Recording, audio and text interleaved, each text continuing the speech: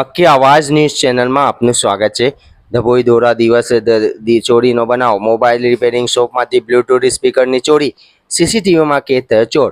એચથી mobile જાતે ગ્રાહક બનીને આવ્યો અને કરી ચોરી। ધભોઈ શહેર વડોદરી ભાગોળ વિસ્તારમાં આવેલી એચસી મોબાઈલ દુકાનમાં દિવસ દહાડે ચોરીની ઘટના સામે આવી છે। મળતી માહિતી મુજબ એક વ્યક્તિ ગ્રાહક બની દુકાનમાં આવ્યો હતો અને દુકાનદારનું ધ્યાન અન્ય જગ્યાએ જતા તકનો લાભ લઈ બ્લૂટૂથ સ્પીકર ચોરી કરી ફરાર થઈ ગયો હતો।